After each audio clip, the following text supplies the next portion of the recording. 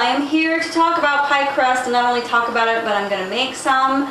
And so you can see exactly how I do it. Not that I'm the be-all, end-all of pie crust experts by any means. I actually rarely make pie crust, but I think that maybe that might work in our favor today. Some of you guys are a little bit leery of trying it, and since I don't do it very frequently, I figure if I can show you how and can come up with a viable crust that you will say, hey, if she can do it and she only makes it maybe once a year or so, I can too. So I am here to help. Before we get started with the actual tutorial, let's just go over the ingredients that I'm going to use. First, I've just got this ludicrously large bag of all-purpose flour.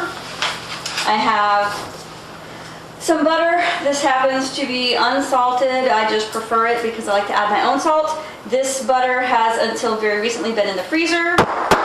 It is frozen. I also got some kosher salt. We're going to use a little pinch of sugar, and then I have some water that is actually in the freezer now. All right, oh, and also I have this really big bowl. You'll see it's much bigger than I actually technically need, but more important in the size of it is the shape. I like that it's sort of a shallow bowl as opposed to one of those kind of tall, skinny bowls. This way, when you go to mix, it's easy to get your hands in and sort of lift everything up without making a huge fat mess. Got my trusty scale. Okay, so here we go with our pâte brisée. This is great to have this glass bowl because I can see the numbers on the scale right through the bowl. It doesn't take much to make me happy. Anyway, so the recipe, which will be up on the screen or underneath in the description, I haven't decided which, got 10 ounces of all-purpose flour. So, got that, and you don't need to worry about any sort of sifting with this because you're doing weights. You're going to be mixing it up anyway.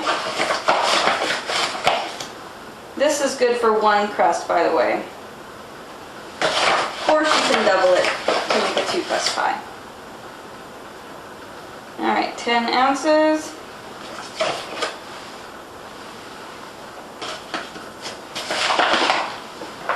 Alright, that's really the most crucial measurement. The rest of it, our butter is in 4-ounce logs, so I've got 2 of them because we need 8 ounces of butter. I'm just going to take this off the scale at this point. I'm just going to keep them in nice big pieces.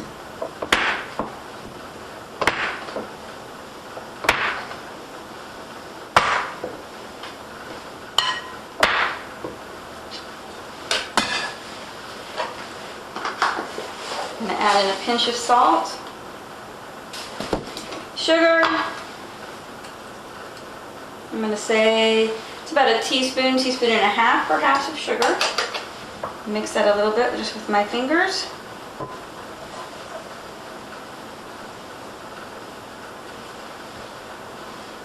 In goes the fat. Okay, and now what happens is that I want to combine all of this together. So first I'm just going to lift just with my fingertips. Your hands, your fingertips are the coldest part of your hand, so just use your fingertips. And I'm going to sort of try and pinch this butter into smaller pieces. It's going to be kind of hard to do because, like I said, it's frozen.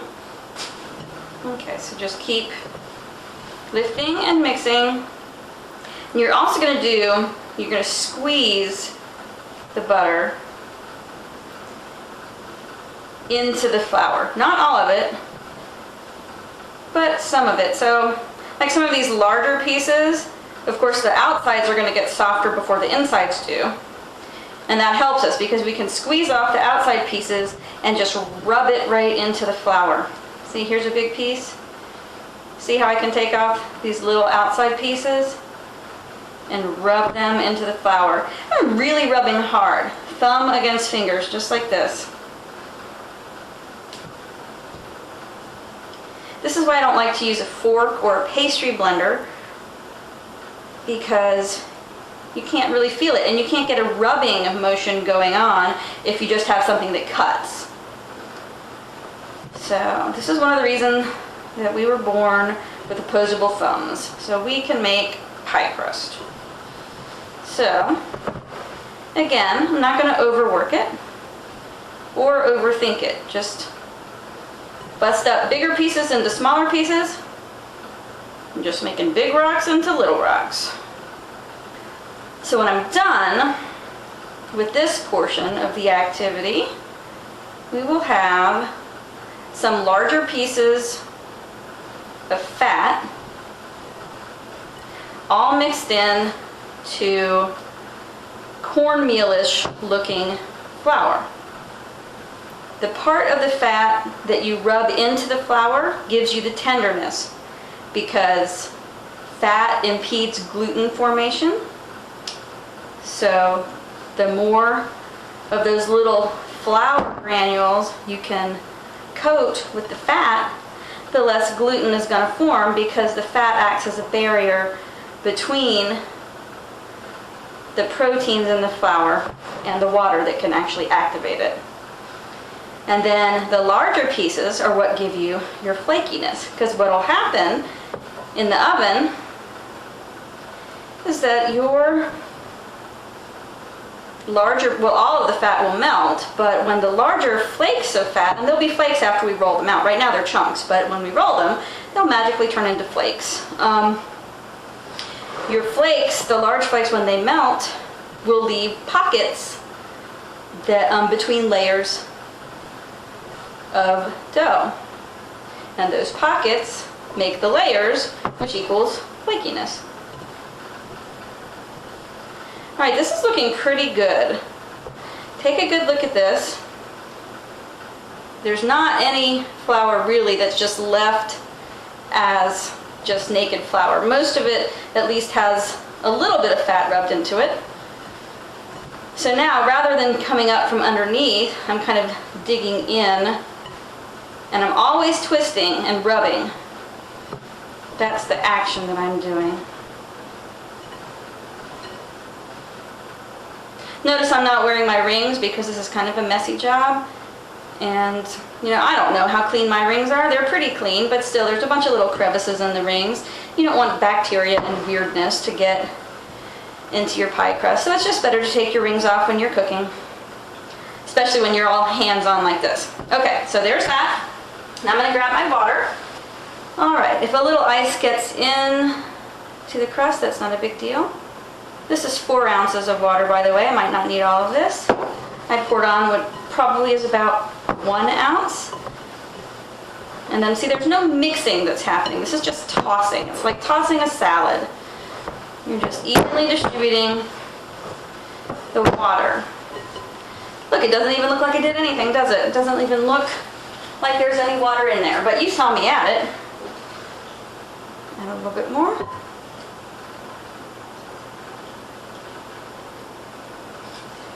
At this point, I have about half of my water in.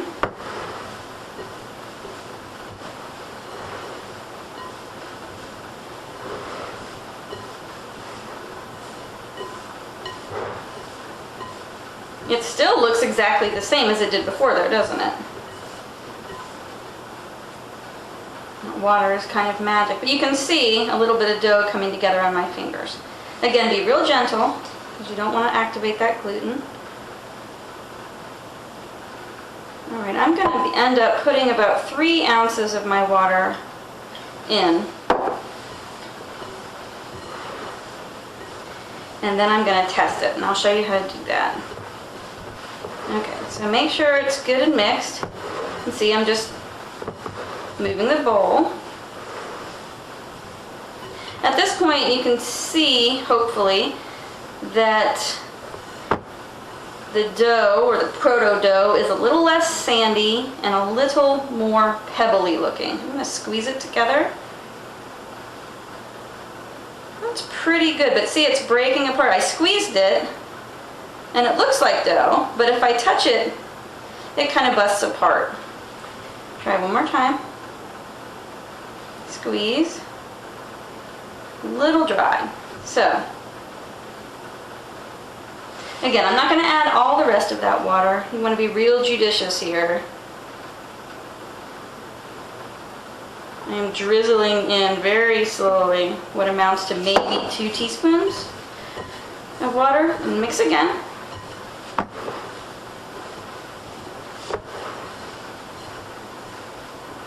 and test again. That's holding together a little better. I don't love it exactly. See, this is why I don't like to make pie crust in a food processor, because you don't get to know the dough. It's in a machine.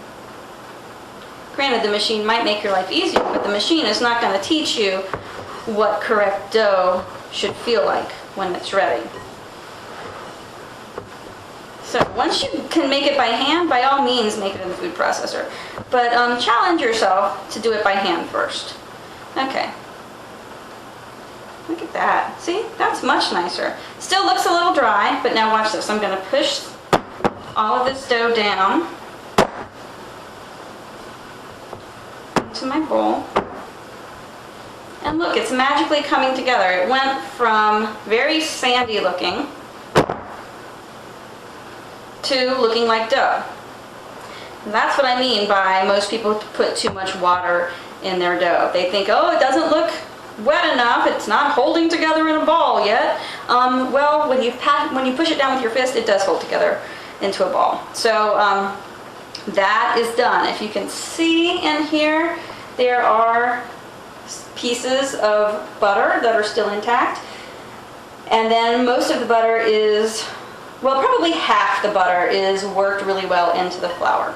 All right, at this point, some people would tell you to wrap it and refrigerate it. I am, however, a rebel. I'm not going to tell you that. I'll be back in a minute and you'll see. Okay, what I'm going to tell you to do is gather your dough together. I cut it in half. I'm going to put it down on a piece of parchment paper. Form it into a rough round. Another piece of parchment on top. And I am going to roll it straight from here. Okay.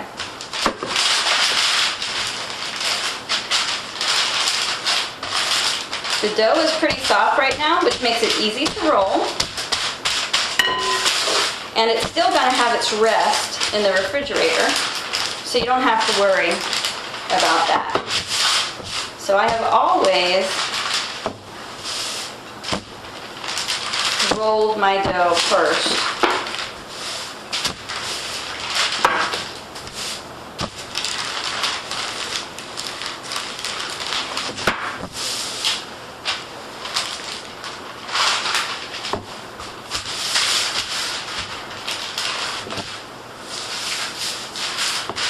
See how thick it is. I'm just going to look at it. Note how easily it's rolling out.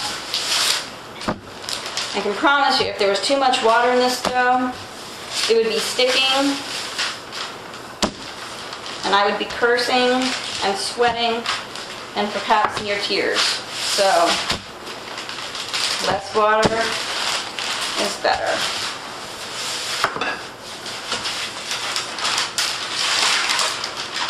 Okay, you can see that the butter is melting some.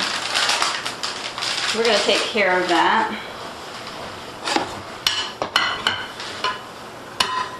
I also want to make good and sure that I have plenty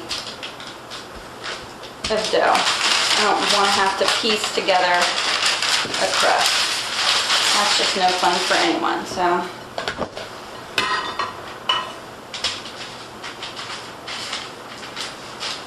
You see how crumbly this looks, right? Worry not. All right. You just roll that in with what's already there.